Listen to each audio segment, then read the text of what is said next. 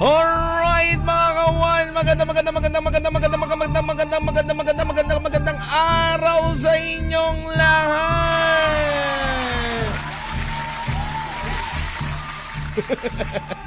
Hello sa inyo Luzon, Visayas, Mindanao, Metro at Mega Manila.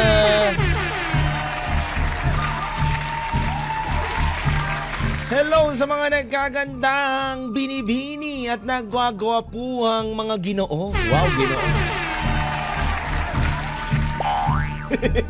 Hello sa mga kawan natin ngayon na nakatutok sa mga kani-kanilang tahanan, sa kani-kanilang opisina na walang ginawa kundi magpadala ng Shopee. Na sinasabing magtitipid na daw sila pero ang dami pa ring order sa Shopee.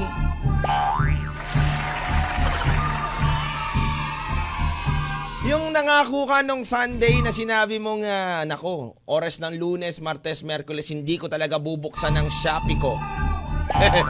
Pero hindi mo kayang tigisin. Talagang mapapalaban ka no? Mapapalaban ka sa mga online na online na selling. Gandang araw sa inyong lahat mga kawan. Kasama nyo na naman ang nag-iisang taga-kwento ng bayan na si Lil Binsi mga kawan.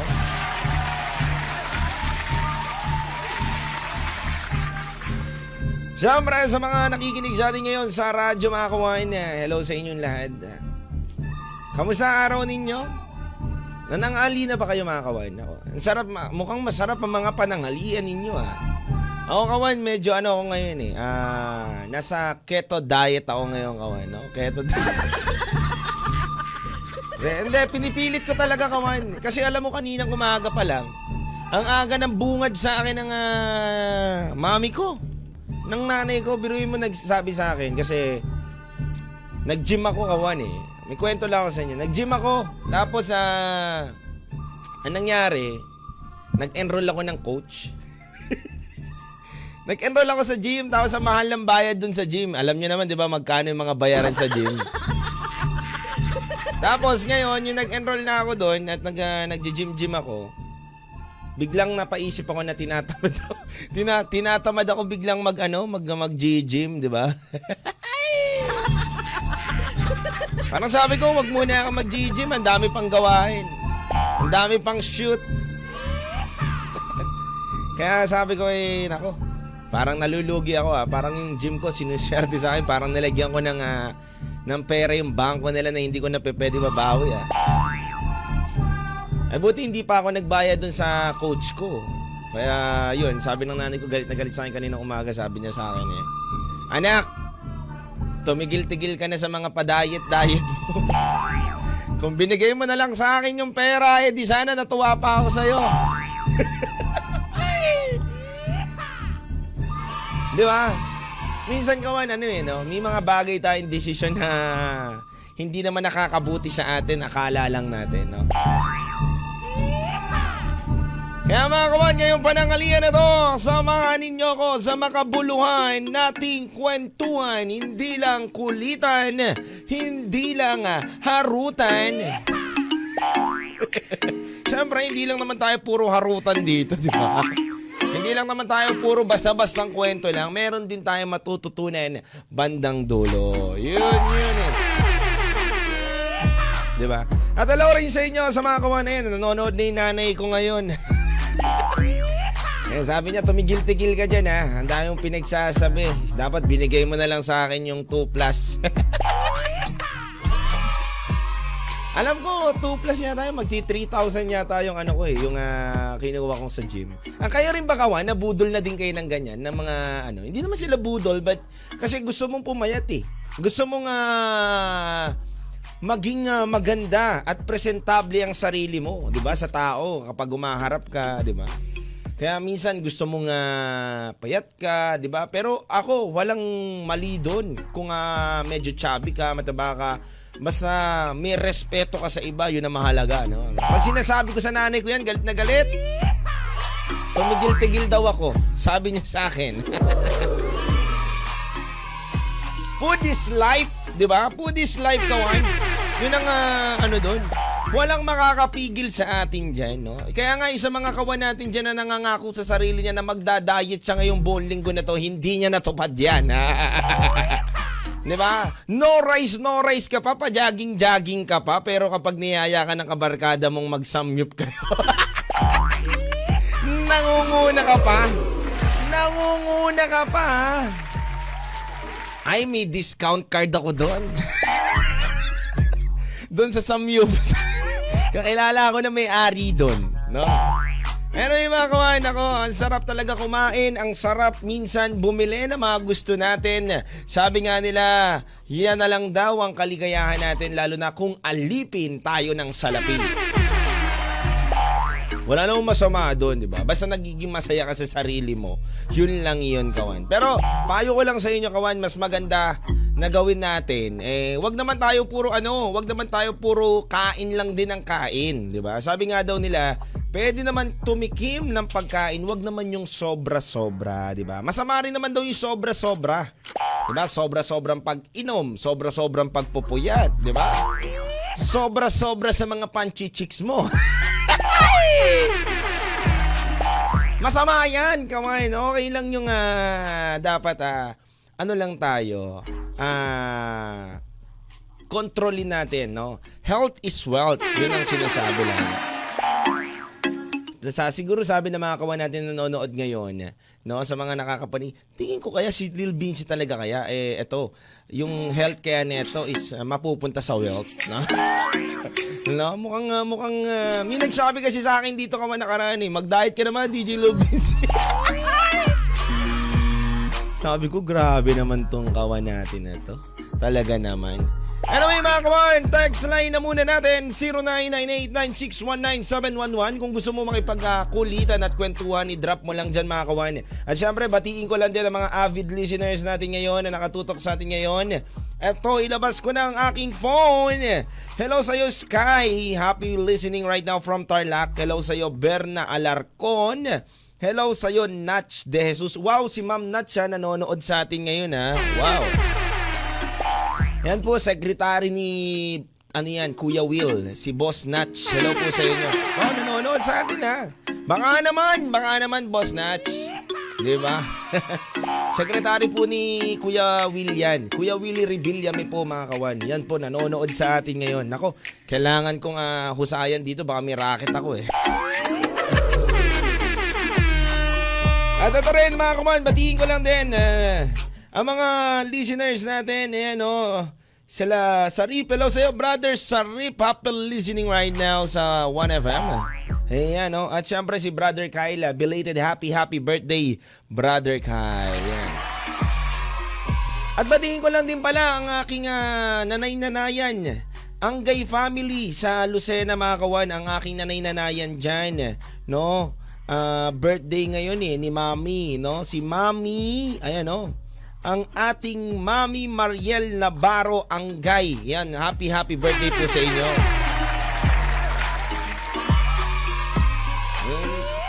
Diba? Hello sa inyo. Ate Lauren sa'yo, Lexnar De Felix. Hello po. Tawa ka ng tawa dyan na Lexnar ha. Ikaw ha. Ang dami mong ano dyan ha. Ate Lauren, syempre, sa nag-iisang Doc Grace natin dyan, no? Ayan. We love you so much, Doc Grace. Happy listening right now. Ayan, Ayan, Doc, kamusta ka? Ay, nako, pabata ka ng pabata ng Doc, ha? Pabata ka ng pabata, ha? Talaga naman, si Doc Grace talaga napakabait niyan. Kaya mga kawan, kung gusto nyo gumanda ipin ninyo, punta lang kayo sa Precious Smile Ortho Implant Dental Clinic. Para mas masaya kawan, bigyan ko kayo ng code ko, LilBinC111 para po sa discount code yan.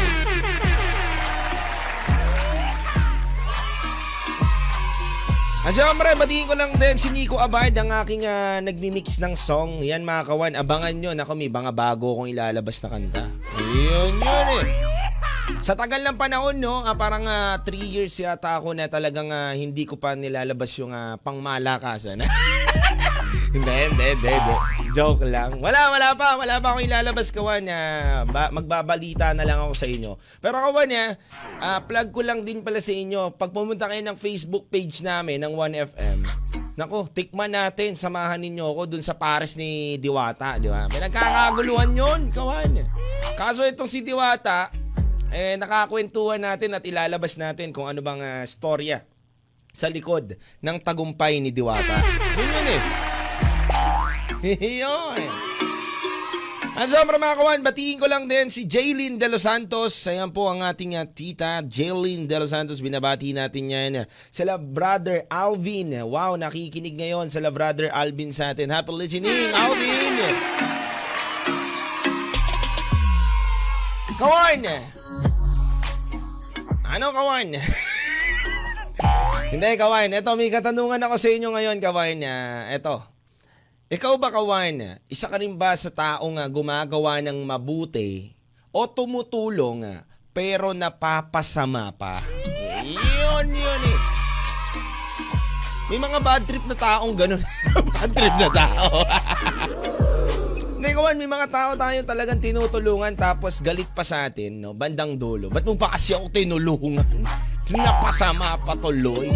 Diba yung mga ungrateful na tao, tapos sila na nga yung mali yung direction, sila na nga yung hindi maganda yung ginagawa, tapos sila pa yung galit, di ba, na makikipagtalo sa'yo na dapat ito kasi yung ginawa ko, hindi mo ko pinapangunahan. Ikaw ba, kawan, ang tanong, may karanasan ka na ba na ganyan sa iyong buhay? Naku, pag-usapan natin ngayon yan sa ating kwentuhan, kaya huwag kayong mawawala. I-share nyo na muna ang ating live stream. Naku, napapanood din pala tayo sa Facebook Live natin ngayon, mga kawan. Kaya sa mga gusto magpabati dyan, babatiin natin yan. Pero hindi ko kayo uusugin, no? Lil Vinci, May chinito boy. Kwento 1 sa 1FM. Kamustahin muna natin ang mga kawan natin sa iba't ibang lugar, mga kawan, at nakikinig ngayon at sa ating pagbabalik ay namimiss agad tayo, no?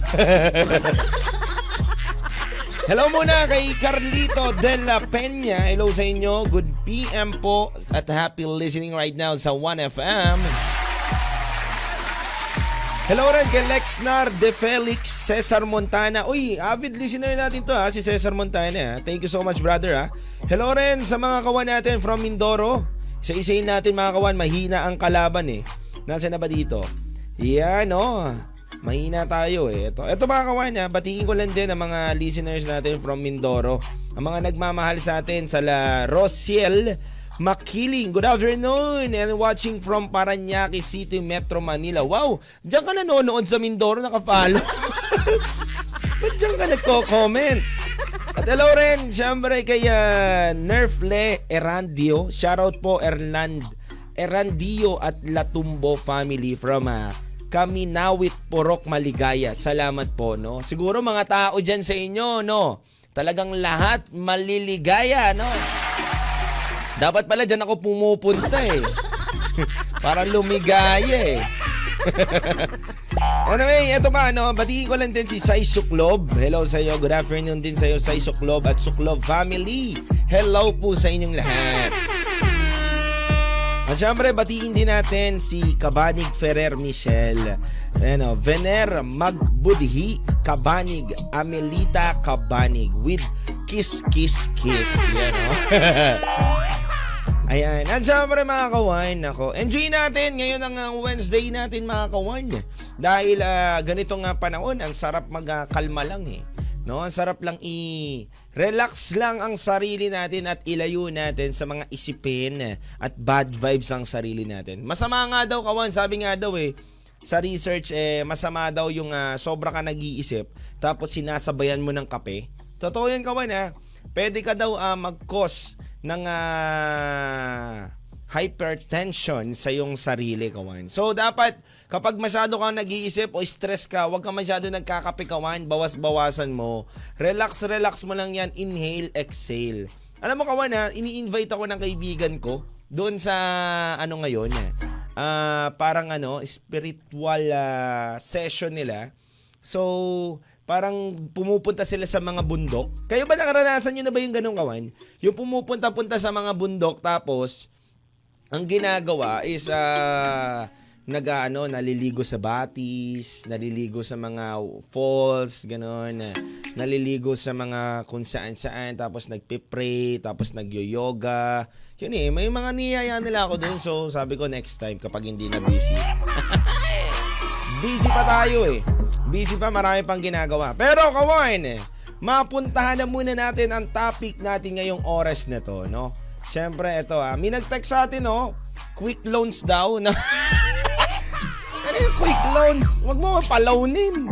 At syempre mga kawan, ito nga, sabi nga dito sa ating topic for today, sabi nga daw dito ay, minsan sa pagiging mabuti, ay ginagawa pa ring masama ng taong natutulungan mo. Ikaw ba, kawan, naranasan mo na naging mabuti ka na, napasama pa? Ito ang hirap, kawan, naging mabuti ka na, napasama pa. Tumulong ka na, nagalit pa. Diba? Ito, kawan, hindi bago sa akin to. Dahil ako, marami na rin akong karanasan na ganito. Pero syempre, bago ako magbahagi ng kwento ko, babasahin ko muna ang mga text nyo sa ating text line. At syempre, sa mga bagong humahabol sa text line natin ay 0998-9619-711 po ang ating text line, mga kawan, Ayan po ang ating text line. Sabi nga dito ng isang kawan natin, ako, DJ Low Vinci, ako po ay marami ng karanasan pagdating sa ganyan. Ikaw na ang tumulong, ikaw pa napasama. Kumbaga ako po, DJ Low Vinci, ay tumutulong po sa aking nakakabatang kapatid na nag-aaral. Ngunit dumating din naman po ako sa point na nagipit din ako. At syempre, magpapamilya na rin po ako. Yung panahon na nga po na pag-graduate ko na yung isa naming kapatid, dahil yung panganay po namin ay hindi po nagtrabaho, hindi naman po tumulong nung mapatapos ko at ako pa rin po ang gustong asahan. Ang masakit lang, DJ Low Vinci, tumulong na nga ako pa ngayon ang masama. Ako pa ngayon ang sinisisi kung bakit hindi makapag-aral ang kapatid ko. Ay, nako. Alam nyo, kawan, minsan may mga tao talaga tayo na makikilala na napaka-ungrateful, no? Di ba, may mga tao tayong tinulungan mo na, galit pa, tapos lahat na. Di ba nga totoo yung kasabihan, no? Ibigay mo na yung isang palad mo, gusto pa yung buong braso mo. Ano yun? Yung mga ganong kasabihan ng mga matatanda, na ibigay mo na daw yung isang bagay na kayang makatulong sa kanila, makakabuti sa kanila, magagalit pa.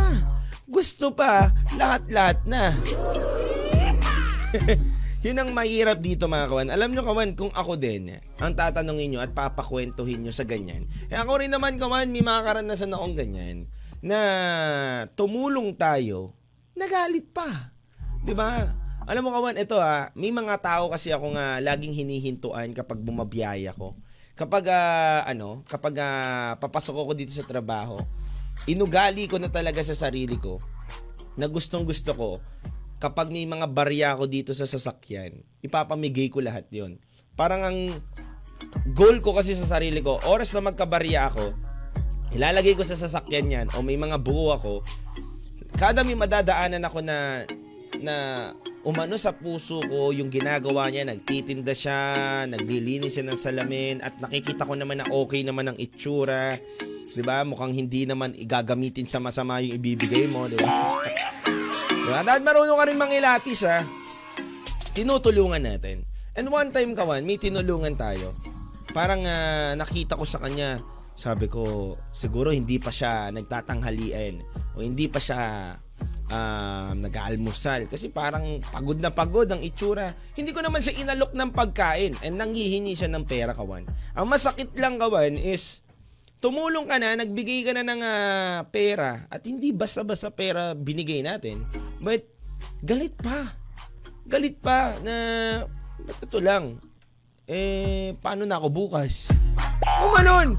Nagulat ako, kawan. So, na-realize ko sa sarili ko na may mga tao talaga na napaka-ungrateful.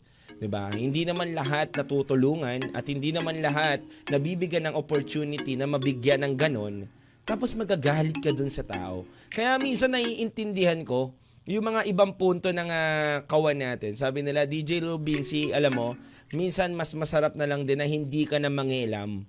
'Di ba? Although na alam mo yung nangyayari pero wag ka na mangialam at wag ka na minsan tumulong pa. Kasi kadalasan kapag umepal ka, 'di ba? Epal na yung word, no? Kapag nangialam ka pa, ikaw pa ngayon ang sisisihin kapag pumalpak sila at napasama pa. 'Di ba? Kaya nga minsan kawan, napapaisip din ako tutulong pa ba ako? Ano? Hindi. Kumbaga kawan, may mangyari man ganun sa inyo, sa sarili nyo, huwag nyo pa rin baguhin yung goal nyo na makatulong. Kasi talaga may encounter tayong mga taong ganyan na hindi marunong mag-appreciate at hindi marunong tumanggap ng tulong sa kanila at papasamain pa nila yung tao. Yun eh. Diba? Pero mga kawan, bago muna ang lahat, hello muna kay Lovely Antonio. Good afternoon po, pa-shout out. Hello sa'yo, Lovely Antonio. At hello rin syempre kay Kabanig Ferrer Michelle. Hello sa'yo, happy listening right now. Hello rin kay Zay Suklob. Good afternoon at Suklob family na nanonood sa atin ngayon. Hello po at nakikinig sa radyo. Wow. Ayun mga kawain, no? Alam nyo, hindi natin maiiwasan yun. Kaya minsan kailangan pa rin natin pilitin. At least, maging mabuti pa rin tayo sa araw-araw. Kasi kahit hindi naman magpasalamat yan, basta alam mo sa sarili mo na tumulong ka at hindi masama ang pagtulong mo, nasa tama ang pagtulong mo, puntos mo na yon sa langit. Plus points ka na sa heaven. Hindi ka mama-minus 10, di ba? At least, puntos, hindi menos. Ang mahirap dyan, mamenos ka minus 10 ka. Kaya at least nakakabawas-bawas din yun. No? Malaking tulong yun yung pag ganyan-ganyan, pag tulong-tulong din sa mga kapwa natin, makikita natin, madadaanan, di ba? Hello yan. Hello rin sa mga kaibigan natin na nanonood ngayon. Lil Vinci. May chinito boy. Kwento 1 sa 1FM. Batiin ko lang din pala ang mga kawan natin ngayon na nanonood sa inyo. Lovely, hello sa inyo. Jocelyn, hello kala Doors. Doors sa Panta. No, may mga kaibigan ako sa Panta. Mga kaibigan ko from Mandaluyong sa Panta. Hello sa inyo. Hello rin kay Kabanig Ferrer Michelle. Wow, happy listening right now sa inyo. Pa-shoutout po, Viner Magbudhi, Kabanig, hello po sa inyo dyan. At Nerfel Erandio, ayan po, hello, big shoutout sa inyo dyan sa Mindoro. At syempre, shoutout ko lang din ang mga kawan natin from Tarlaqueños, sa mga Tarlaqueños natin dyan na nakatutok sa atin. Hello po sa inyong lahat mga kawan, big shoutout, nanonood sila ngayon sa Facebook Live natin mga kawan. Hello po sa inyo, Riami. Hello po sa inyo, JD, Hazel, and Shane, and Jelly na nanonood po ngayon sa Facebook Live natin dyan sa Tarlac. Hello po sa inyo And mga Lucena followers natin, maraming salamat sa inyo. Angay family, mga big boss natin dyan, mga organizer natin dyan sa Tacloban, sa mga iba't ibang probinsya na naniniwala sa atin at nagmamahal. Maraming salamat sa inyo.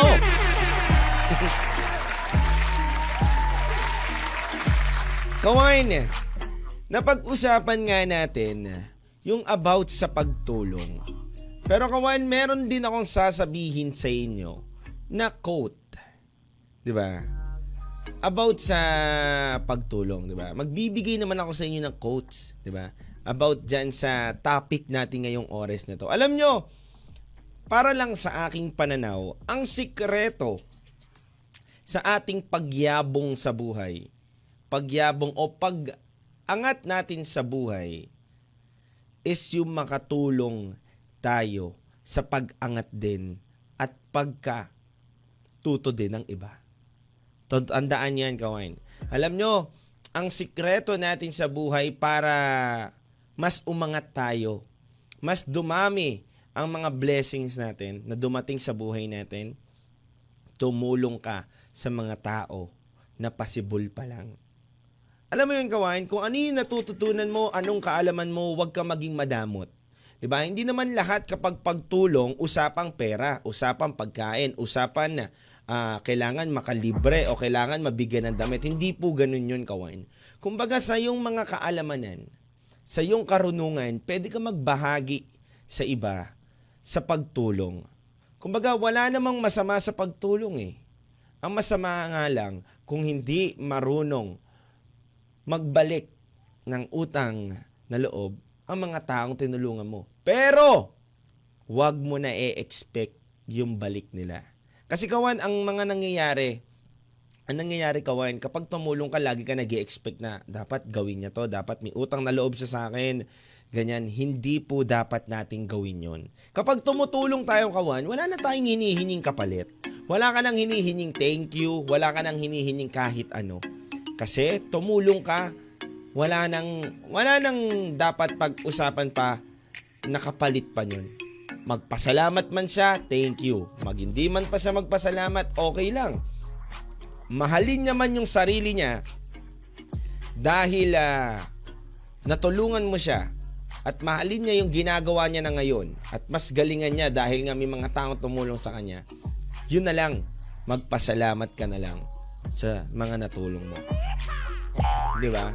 Magkakawan, hindi na kailangan ng hindi mo na kailangan tumanggap pa ng mga pasasalamat galing doon sa mga tao mo na tulungan. Ang mahalaga is pinagyabong o pinahalagahan nila yung mga bagay na tinulong mo. Yun ang damis doon, kawan. Kasi kawan, nonsense kung lagi ka mag-expect na tumutulong kasi ako kasi gusto ko makarinig ng thank you. Tumutulong kasi ako kasi gusto ko balang araw masisingil ko siya doon sa tulong ko. Na hindi po dapat ganun yun. Dapat, pag tumulong tayo, all in tayo. All out tayo, kawan. Na mag-thank you, hindi man magpasalamat sa akin yan, okay na okay lang. Yun, kawan. Anyway, mga kawan, hello rin kay Grace Camiler. Good day, kawan and LB. Happy listening po sa inyo dyan sa may Bulacan. Ayan, mga listeners natin yan from Bulacan eh. Ito pa mga kawan batiin ko lang din pala mga kawan natin sa mga iba't ibang lugar. From Tacloban, si Sir Gani Oro. Sir Gani Oro, hello po sa inyo. Sir Gani, hello po sa inyo. Happy listening right now. Sa mga kaibigan natin dyan. Dalawa kasi Sir Gani sa Tacloban eh. Isang Gani Oro, tsaka isang Gani rin na kaibigan natin dyan. Marami tayong kakilala mga Gani. Basta yung mga Gani dyan sa Tacloban, mga pogi mga yan. No? Ayan, no? At big shoutout din kay Boss Eric ng Department of Agriculture. Binabati ko po kayo dyan, nala Kong Ninya. Di ba? Bati-bati muna tayo. Di ba? At saka mga kawan, ito nga. Alam nyo, ang pinakamasarap sa buhay, di ba? Sabi nga daw nila, mas better daw na mag-give ka than to receive. Kasi kawan, totoo yun eh. Yun yung isa sa mga kailangan natin ugaliin. Totoo yun Isa yun sa mga pinakamasarap nating gawin sa buhay natin. Yung maging mission natin is makapagbigay din tayo sa mga tao ng tulong. Diba? Kunyari, nalulungkot. Punta ka sa 1FM, ako bahala, papaligayahin kita. Diba? Kung nalulungkot ka, gusto mong kakwentuhan, ako bahala sa'yo. Nandito lang ako. Yeah.